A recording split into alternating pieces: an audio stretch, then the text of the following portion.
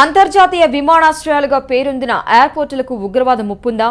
ఉగ్రవాద లిస్టులో శంషాబాద్తో పాటు విశాఖపట్నం కూడా చేరిందా? రాజీవ్ గాంధీ ఇంటర్నేషనల్ ఎయిర్పోర్ట్కు పైకి కనిపిస్తున్న భద్రత డొల్లేనా? దాడులు జరిగితే ఎదుర్కొనే సమర్థత లేదా? అవునని చెబుతోంది పార్లమెంటరీ కమిటీ నివేదిక. దేశంలో ఉన్న 90 విమానాశ్రయాల్లో భద్రతపై పార్లమెంటరీ కమిటీ నివేదిక సిద్ధం చేసింది. ఇక దీని గురించిన మరింత సమాచారం మా కరెస్పాండెంట్ రమణ అందిస్తారు.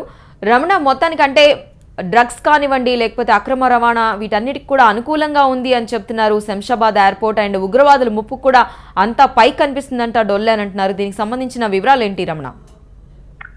సార్, అంటే ప్రధానంగా హైదరాబాద్ లో ఉన్నటువంటి విమానాశ్రయాలకు సంబంధించి విమానాశ్రయాల భద్రత పైన ఒక నివేదికను అందజేయాలని పార్లమెంటరీకి సంబంధించిన కమిటీ కూడా ఏర్పాటు చేయనుంది. ఈ పార్లమెంటరీ కమిటీ మొత్తం నగరంలో దేశం మొత్తంలో ఉన్నటువంటి 90 విమానాశ్రయాలకు సంబంధించి పూర్తిగా ఆ వివరాలు ఆరాధించారు. అందులో 90 విమానాశ్రయాల్లో ముఖ్యంగా 26 విమానాశ్రయాలను హైపర్ సెన్సిటివ్ గా, అంటే భవిష్యత్తులో ప్రమాదం ఉన్నటువంటి వాటిగా, అంటే ఉగ్రవాద ముప్పు కావచ్చు, లేదంటే మిగతా అన్నట్టుగా అక్రమ రవాణా ఇలాంటి మిగతా విషయాల్లో కూడా ఇవి సెన్సిటివ్ ప్రాంతాలు కదా, హైపర్ సెన్సిటివ్ గా వీటిని విభజించారు. దాంతో పాటుగా సెన్సిటివ్ తర్వాత సాధారణమైనట్టుగా 3 విభాగాలుగా చేశారు.